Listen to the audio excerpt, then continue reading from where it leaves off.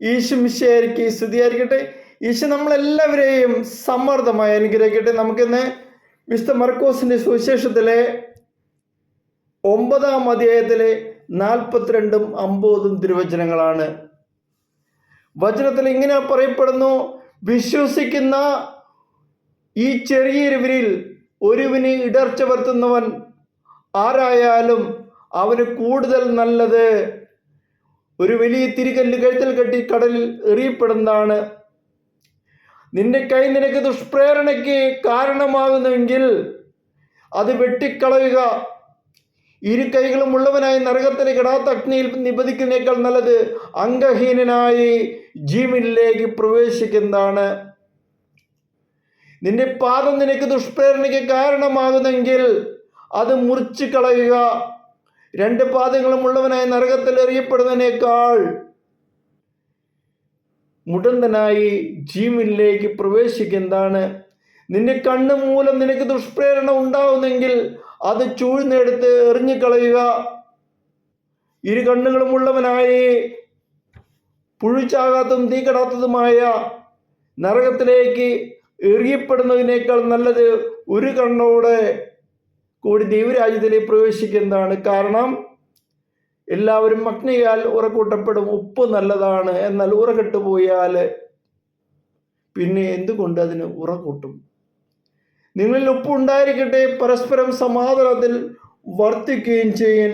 ഇതാണ് മർക്കോസിന്റെ സുവിശേഷത്തിലൂടെ കർത്താവ് നമുക്ക് നൽകിയ സന്ദേശം. വളരെ കർക്കശമായി യേശു സംസാരിക്കുന്നതായി സമാന്തര സുവിശേഷങ്ങളിലും ഇതുപോലെ രേഖപ്പെടുത്തിയിട്ടുണ്ട്. വിശ്വസിക്കുന്ന എളിയവരും നിർമ്മലമായവർക്ക് ഇടർച്ച ഉണ്ടാക്കുന്നവർ ഉണ്ടാകാതിരിക്കുന്നതിനാണ് യേശു ഇതിൽ പ്രതിപാദിച്ചത്. മറ്റുള്ളവർക്ക് ദുഷ്പ്രേരണയും ഇടർച്ചയും ഉണ്ടാക്കുന്നവർ ജീവിക്കാതിരിക്കുന്നത് തന്നെയാണ് ഉത്തമമെന്ന് യേശു പറയുന്നു. ഈ വചനങ്ങൾക്ക് ബലം നൽകുന്നതാണ് തുടർന്ന് വരുന്ന വചനങ്ങളെല്ലാം തന്നെ കവിത ചൊല്ലുന്നത് പോലെ എടുത്തു പറഞ്ഞ് കൈ, കാൽ, കണ്ണുകൾ എന്നിവ മൂലം ഉണ്ടാകുന്ന ഇടർച്ചയെക്കുറിച്ചാണ് സംസാരിക്കുന്നത്. 3 കാര്യങ്ങളിലും നരാഗ്നിയിൽ പതിക്കുന്ന കാര്യം എടുത്തു പറയുന്നു. ഏറ്റവും ഒടുവിൽ തീ കെടാത്തതും പുഴുച്ചാകാത്തതുമായ നരകമെന്ന വിശേഷണത്തോടു കൂടി യേശു അവതരിപ്പിക്കുന്നു.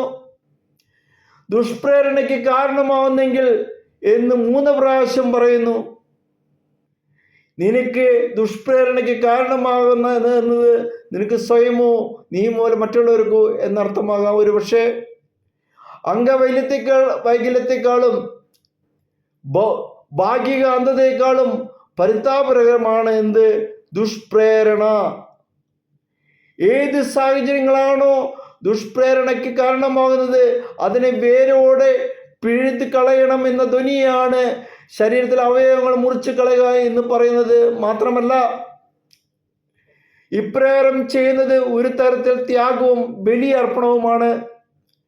ദൈവിക ജീവനിലേക്ക് പ്രവേശിക്കുന്നതിനുള്ള സമർപ്പണമാണത്.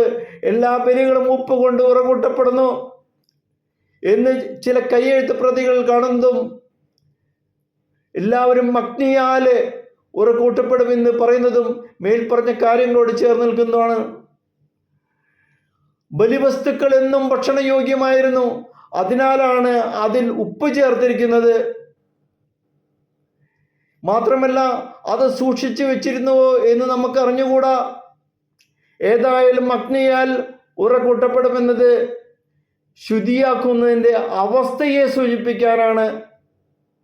ഓരോരുത്തരുടെയും പ്രവർത്തനങ്ങൾ ഒടുവിൽ അഗ്നിയിൽ തെളിയിക്കപ്പെടുന്നതിനെ കുറിച്ച് പൗലോസ് അപ്പോസ്തലനും സംസാരിക്കുന്നുണ്ട്.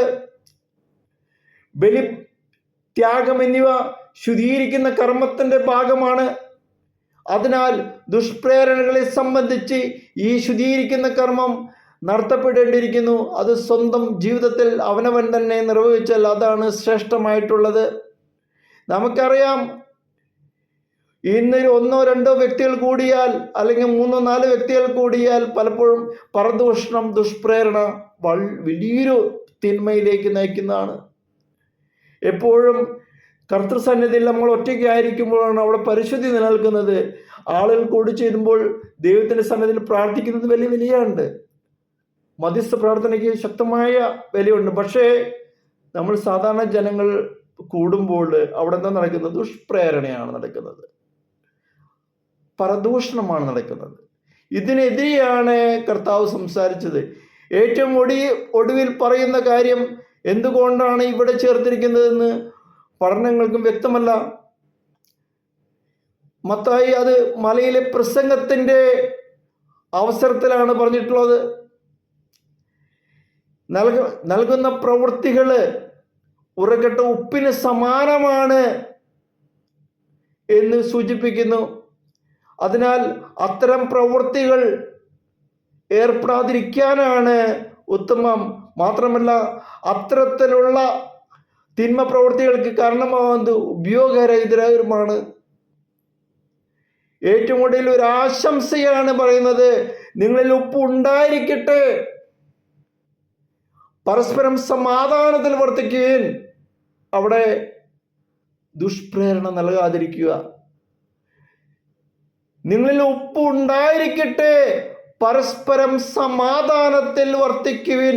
പരസ്പരം സമാധാനത്തിൽ വർത്തിക്കുമ്പോൾ അവിടെ ദുഷ്പ്രേരണ കടന്നു വരികയില്ല. പ്രിയമുള്ളവരെ, ബലിവസ്തുക്കളിൽ ചേർക്കപ്പെടുന്ന ഉപ്പ് ദുഷ്പ്രേരണകളുടെ മധ്യേ സൽപ്രേരണകളുടെ ഉപ്പ്, നന്മ പ്രവൃത്തികളുടെ ഉപ്പ് ഇത് ഉണ്ടാകണം.